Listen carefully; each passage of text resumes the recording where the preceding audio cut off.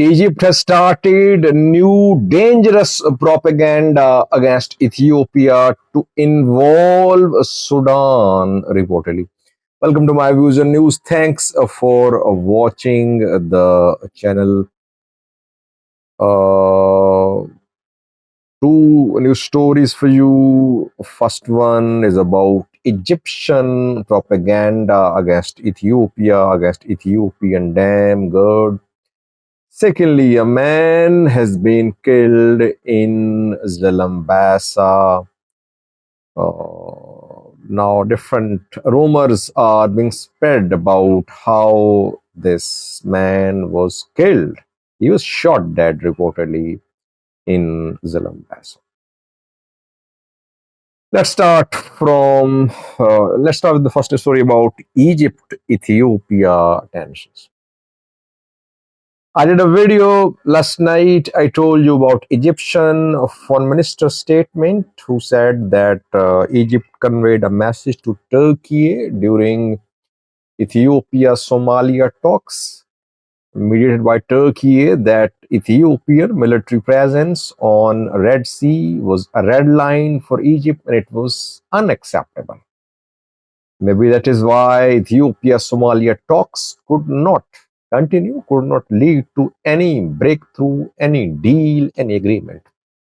Rather, the talks have been discarded to some extent, you can say. Neither Ethiopia nor Somalia talking about the talks. What happened? What was the outcome? Will they resume? Why? Maybe because the Egyptian message was taken seriously by Turkey, by Somalia. So Ethiopia now reluctant to resume talks with Somalia when it knows that it won't be able to deploy its navy even if it gets support in Somalia. Anyway, so Egypt is at the forefront of forming regional alliances against Ethiopia. It was Egypt, supported by Eritrea, which strengthened Somalia when Ethiopia was threatening to implement the MOU which it signed with Somaliland last year. And because of Egypt, Somalia, Eritrea trilateral alliance, Ethiopia had to back off. Now, a new propaganda is being spread by Egyptian side. An Egyptian professor, Abbas Sharaki, is sharing his analysis. He's a professor. His analysis of likely flooding in Sudan. He's linking likely flooding in Sudan to GERD, Grand Ethiopian Renaissance Dam. The professor says that GERD is holding less water now than the water amount it was holding last year. Rainy season going to start very soon. It means more water will be released into Nile River. And this Nile River, when it will enter Sudan, Sudan will be flooded. Khartoum could be flooded too. The professor says Khartoum, the capital, which is not the active capital now because Sudanese government is based in Port Sudan now, though it's back in control of Khartoum. Egyptian professor Abbas says that next month, in August, Khartoum could be flooded. And if Khartoum is flooded, culprit will be Ethiopian dam. And he said there is less water being held by GERD because of malfunctioning of turbines. Ethiopian authorities are not repairing turbines. If turbines are not repaired, if they don't start working, GERD will hold less water, more water into River Nile, and there could be more rains. Next month, there could be more rains in the Horn of Africa. So that will eventually lead to flooding of Sudan, flooding of Khartoum especially. It's a very dangerous assessment, by the way.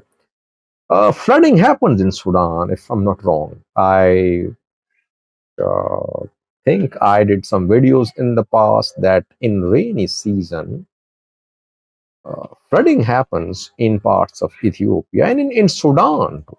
It's not something new. Will this year's flooding be different?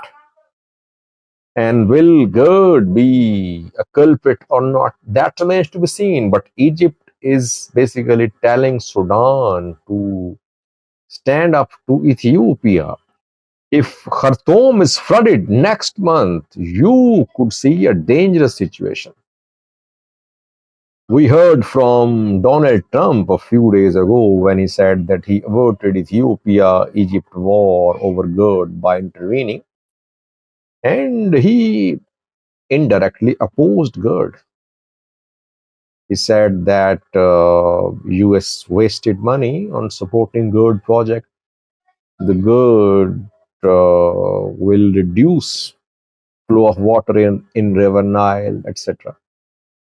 So if flooding happens in Sudan next month and Sudan starts opposing the dam directly and publicly, we could see real problem for Ethiopia. Let's see what happens. Secondly, viewers, Tigray youth has been killed in Zalambesa, and now we're hearing lots of rumors about the death of this man.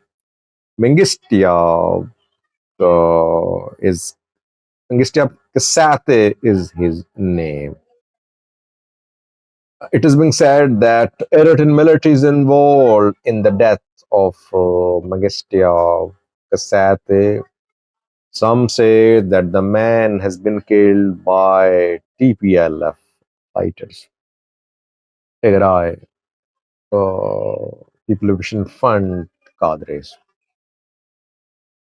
Uh, Death of Mengistia Kasat is being confirmed. Involvement of Eritrean military unconfirmed. Actually, Eritrea are being dragged now into whatever is happening in Tigray. Border situation, Tigray, very peaceful, very calm. But some people, especially federal government-backed sources, they want a conflict. They're not happy with the ongoing rapprochement between TPLF and PFDJ. They are not happy watching the scenes of jubilation showing Eritreans and Tigrayans celebrating opening of border in Zalambesa along Mirab River. They're not happy with it. These pictures, these videos are not something that they would like to see. They want some sort of conflict between Eritrea and Tigray, PFDJ and TPLF, EDF and PDF, and TDF. That is why they spread propaganda. They are dragging Eritrean military into the death of Mengistu of Kasate, which is not true. He was killed by